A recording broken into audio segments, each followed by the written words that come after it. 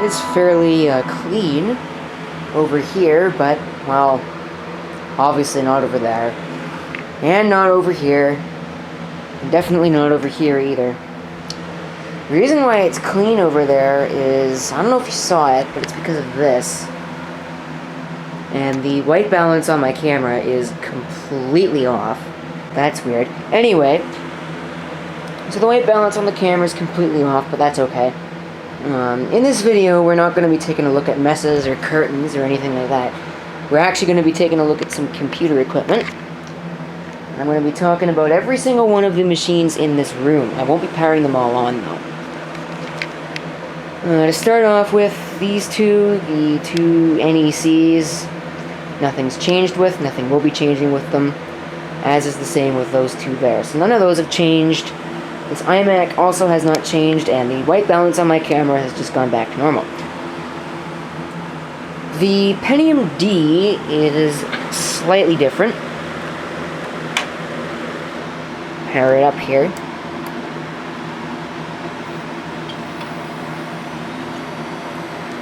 I'm not sure if you ever heard that noise, but I've got the 40 gigabyte Western Digital drive in there, and I actually installed Vista, so there we go with that. I need to run the system anyway because I'm going to be creating some boot disks for a particular project.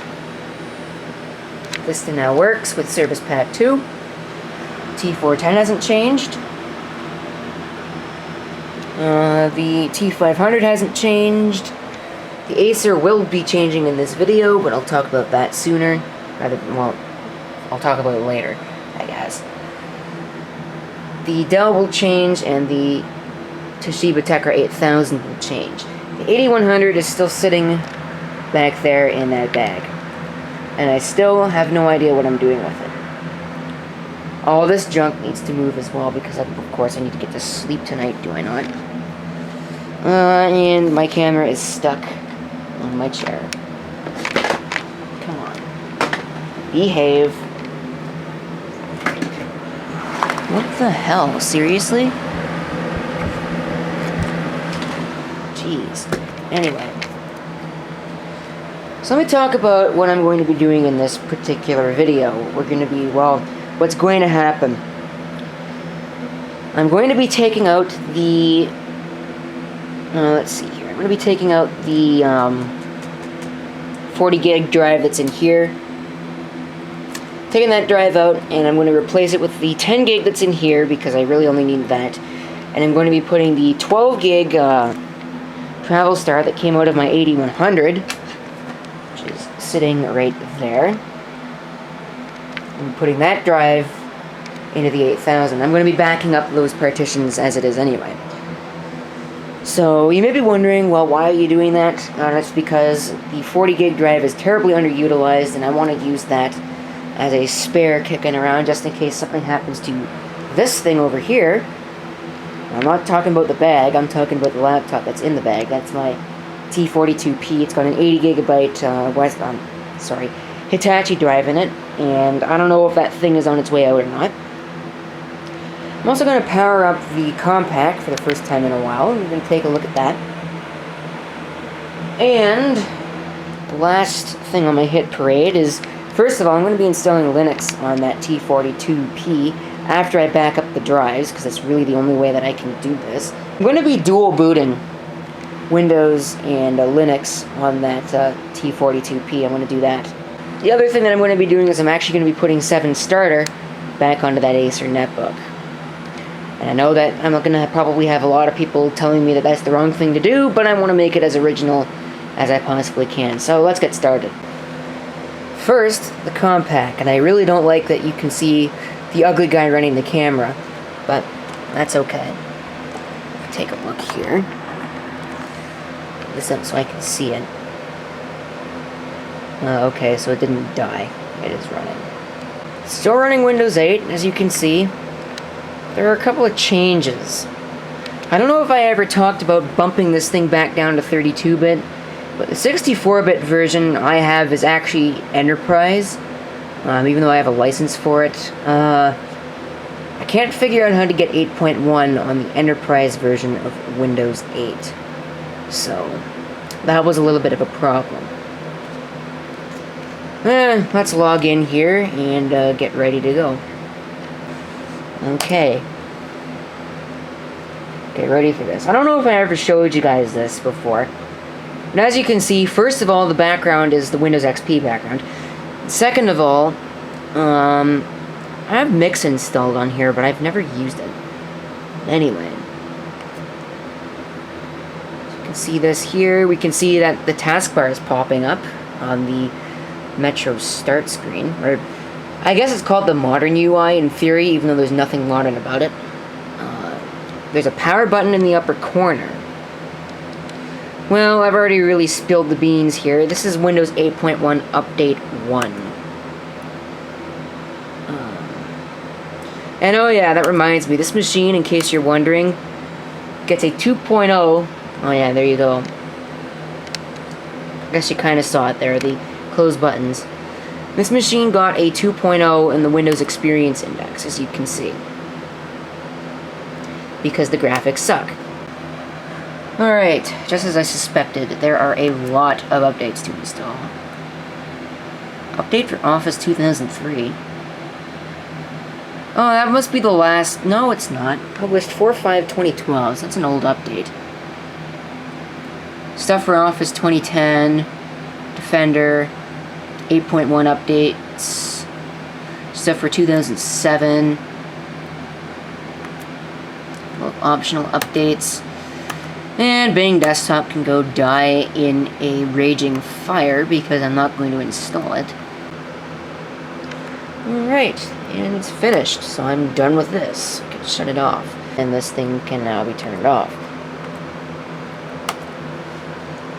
So, onward and upward to the next machine I need to take a look at.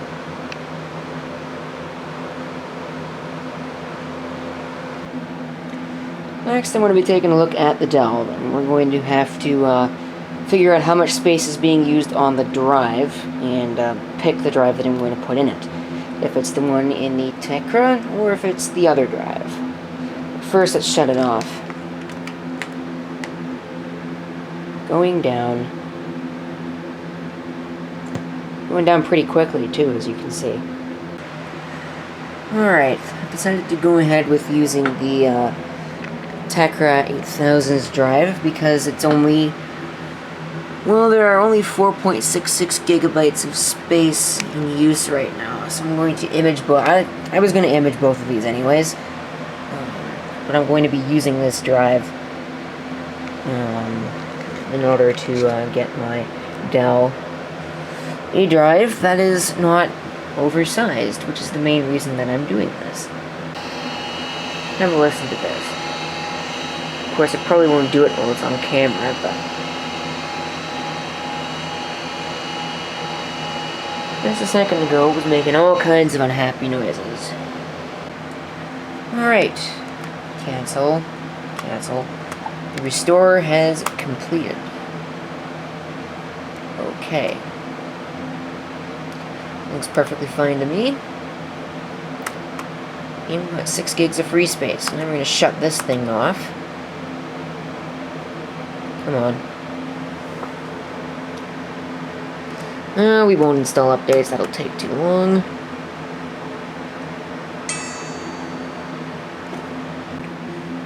Alright, moment of truth. Let's power it up and see what happens.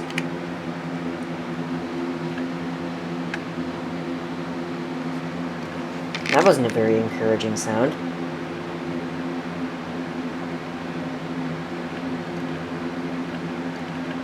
Looks like the drive works, though. At the very least. That's not very encouraging.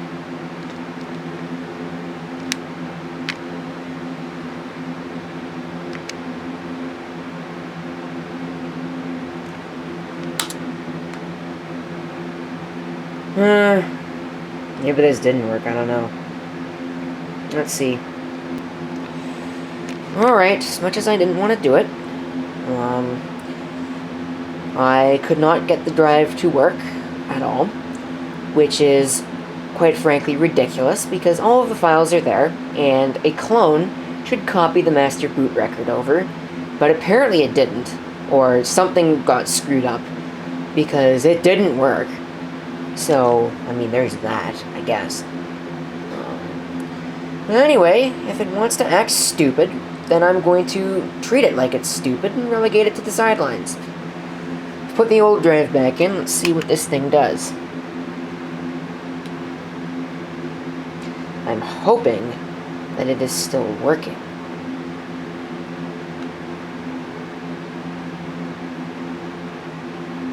Yes, as you can see, it just boots up perfectly fine.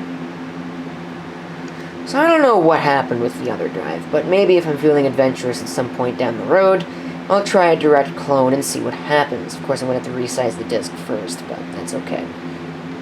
Alright, as you can see, you might be able to hear it. You would especially be able to hear it if I were to turn off this fan. It's making a whole lot of noise and drowning everything out.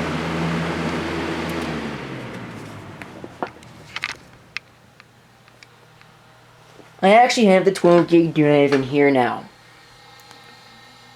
Let's turn that fan back on so it doesn't get too ungodly hot in here. Or, well, what usually ends up happening is the cold air settles pretty quickly. And this is actually bringing the cold air out from under there, under that air exchanger, which isn't the right word for that, but anyway.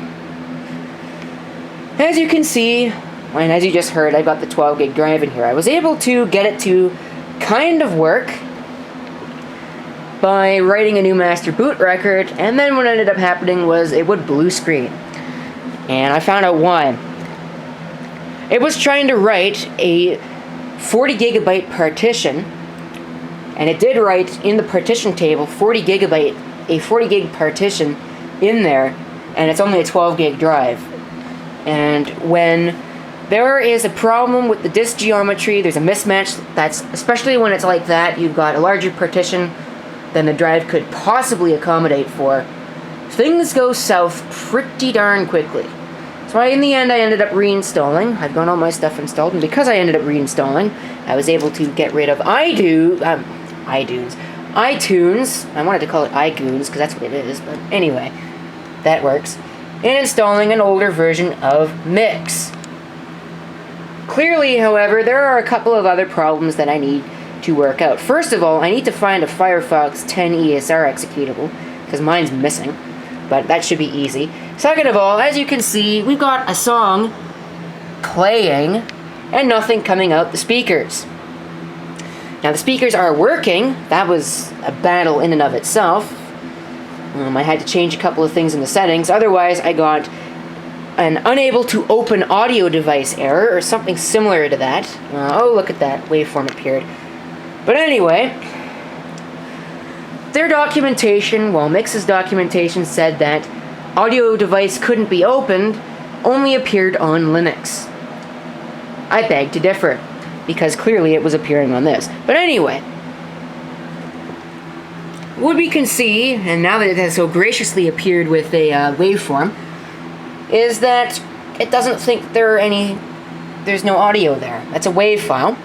If I go ahead and take a look at another file, however, which happens to be this one, you can clearly hear that it is actually working. Now there are still some pops and clicks in here. Turn that off before I get kneecapped by a record label.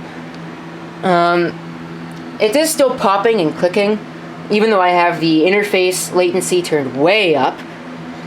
This CPU, which is a Pentium 3 750 megahertz part, or maybe it's 1.2 gigahertz, and the BIOS only supports a 750 megahertz part. Clearly, it's got some issues. It's not powerful enough to run this. So I'm going to be looking for another laptop. I would use the netbook, but the netbook I use for other things. And this works just fine, and it keeps it from heading to the scrap heap. And I really don't like scrapping laptops. It still work, like this one. But, well, there you go. So, what I'm going to need to do is I'm going to need to deal with the fact that all of these music files are not working. In fact, easily 90% of this library doesn't work. But that's okay. I think it's a simple matter of re-exporting everything, because I've had this issue with Adobe Flash before where it wouldn't import music because it couldn't read it. And that was all a matter of putting it into Audacity and re-exporting it, because apparently the files that OpenMPT creates are not exactly universal. But anyway, on with this project. I'm going to be looking at the T42P next. I didn't even notice this until now. Check this out.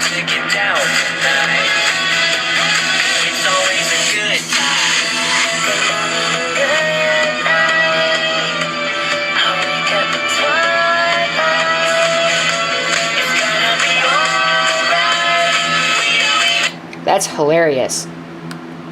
Of course, I am easily amused, so there you go.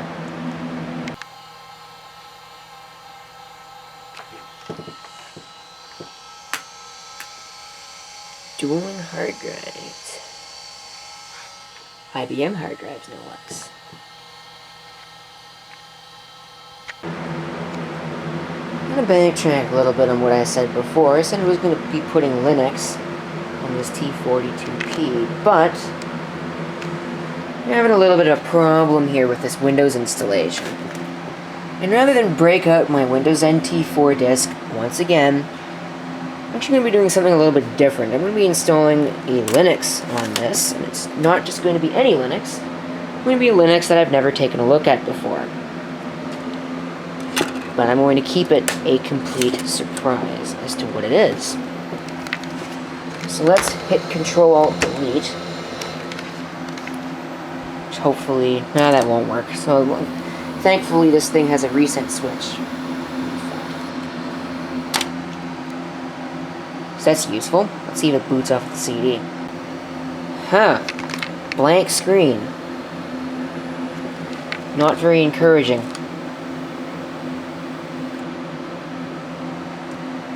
Oh, there we go. Got something out of it.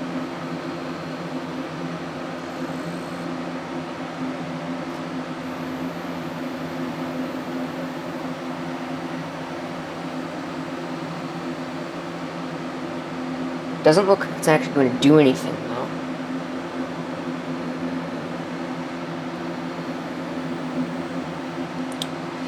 And we're back to a blank screen. Looks like I'm going to be digging into this again. Alright, I seriously do not know what is going on here, but clearly we've got some issues. I changed the memory module, and it is locked up completely. If I hit reset, I'm probably going to expect to find a blank screen. No, it actually worked. Perfectly fine. Let's see if it does anything else.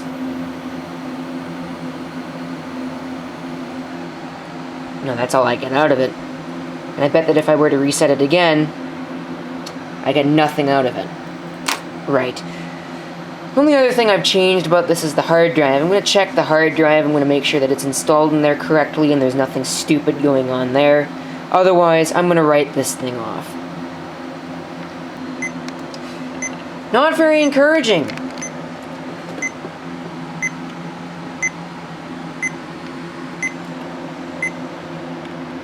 Clearly there is some kind of a problem here.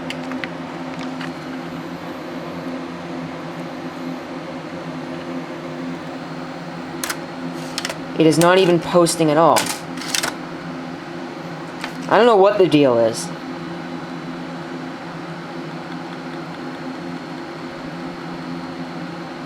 I think we got a bad motherboard.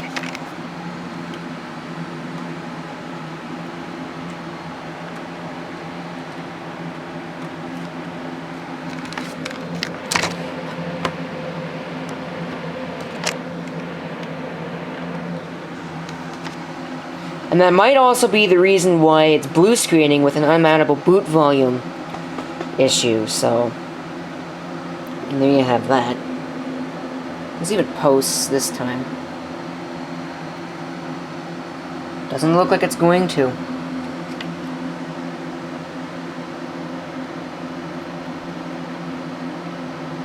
Well, that's a bummer. Looks like this one's right off, too.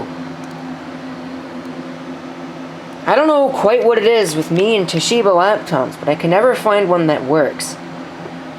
I have no idea what the deal is with this, but it just simply doesn't work.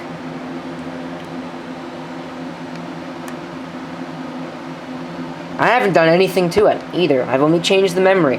I took the hard drive out once, and that's it. So much for that idea, right? Alright, several days later, we are now going to be taking another look at this Tecra 8000. But in other news, this is now slightly cleaner than it was. And the other thing that I actually did is I ran a new network cable over to here so I could hook up this Tecra to my network. I'm using this Zircom 10100 card right now. I have no idea if it's going to work because this card is kind of flaky. It was involved in a power surge and hasn't been right since. And I'm not quite sure why, but there you go. If that doesn't work, I do have my 2PS. It's in a thing right now. Right here. I do have this credit card Ethernet adapter 2PS. I can use that, but I'm hoping that this RE100 is going to work. But anyway, when I left off, this thing was having trouble booting. And I thought it was a motherboard problem. It turns out it was a patience problem. I let it sit overnight, and I came to it that morning, and it had started up. Kind of. It needed more memory, clearly. So it's got 256 megabytes of RAM in it right now. But let's go ahead and power it up and take a look.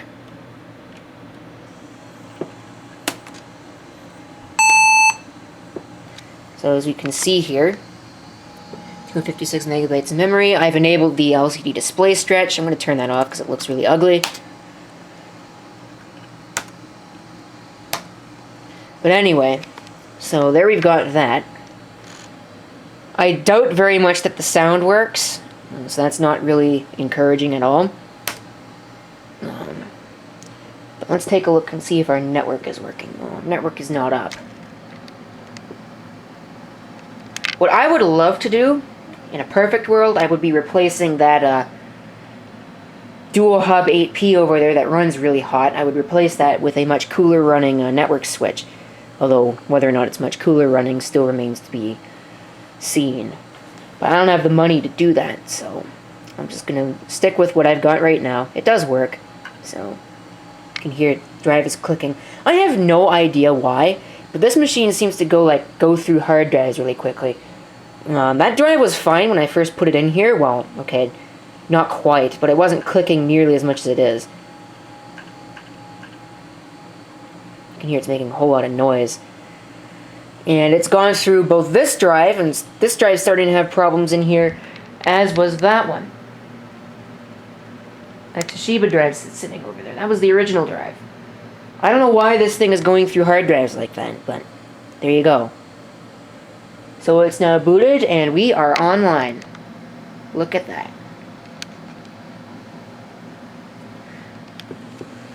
I don't know, can you see the network indicators?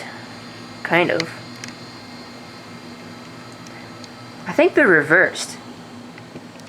But then again, I've got an orange link light, which usually means high speed. The highest speed that card can support is 100 megabits, which is what it's being connected as. Let's go ahead and take a look online and see if we can actually go online. Open up the browser. You can see it's using quite a bit of the CPU, because this isn't a great CPU. It's only a Pentium 2. But it's running, so that's good news. Now, I would love to get sound working on here, but I don't know if I'm going to be able to do that. I don't know, let's go to Google and just see what happens.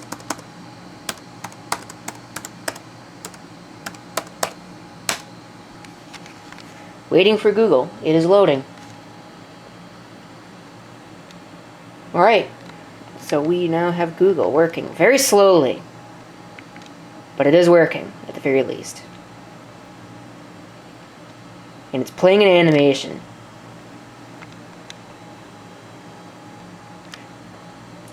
I don't don't know. Do you think I should beat the crap out of this thing by trying YouTube? I think I shall. Let's see what happens. Alright, and as you can probably tell, there is absolutely no way this thing can do this. And we've got no audio, of course. That figures. But anyway, so now that I've, like, established that we cannot view YouTube on a Pentium 2 anymore, I don't know why it just tried to play, I don't know if you saw that, but it tried to play it in high definition, which is totally not going to happen. Let's try running the music player to see what we get. It's not very happy with me for doing that, but... Well, I wasn't able to find a music file, but I don't like this. 2250, that's wrong. No, that's about right, actually. 1050, yeah, that's fine. If I go to hit adjust sound, though, the only thing I get out of it is a blank console window, and it does absolutely nothing. And the machine gets very upset at me. Alright, yeah, look at that. 7.36 gigabytes. So I don't know what the deal is with there only being 4.42 gigabytes. But anyway, whatever. Don't really need to do anything else. I'm just going to go ahead and shut this down.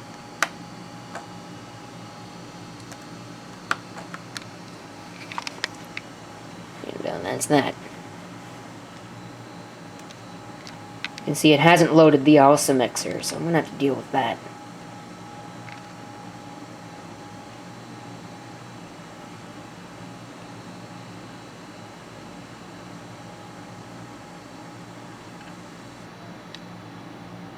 And it's down. So let's move on to the next part of this project. Here is the oldest USB that I own. I think I got this in 2002. 4 gigabytes. Back when that would have been insanely huge. Probably cost a fortune, but of course, I'd gotten it as a Christmas present anyway, so there you go. I just had to re-put my image of Windows 7 on here. And for whatever reason, the DVD tool that Microsoft provides wouldn't work, and that's a license key. So, yeah.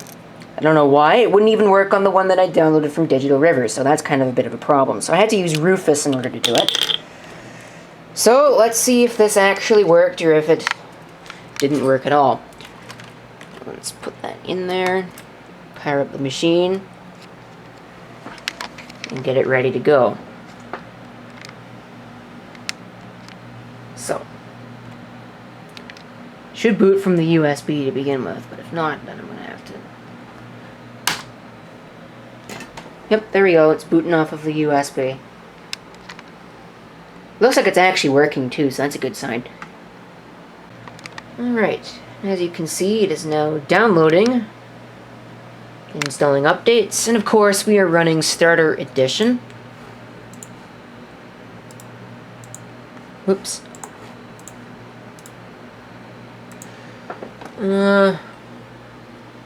System rating is not available. We're going to rate the computer and take a look at its ratings, even though these ratings are pretty much useless, but might as well, right? This is hilarious. It is the lowest possible score. The CPU gets a 2.3, which I think is supposed to be the lowest score. It's just because it doesn't have the video driver loaded. The hard drive is the fastest part of the entire system, and it's at a 5.9 mechanical hard drive, so, I mean, there you go.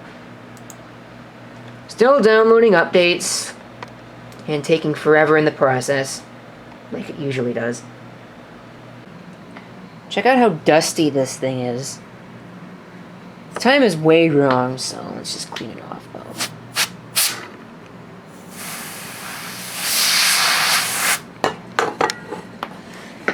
That didn't do much.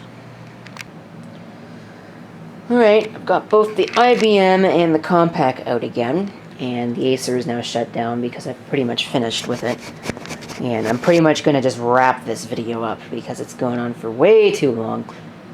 My goal, actually, what I would love to do in a perfect world, I'd put this Compaq here and get this Dell out of here.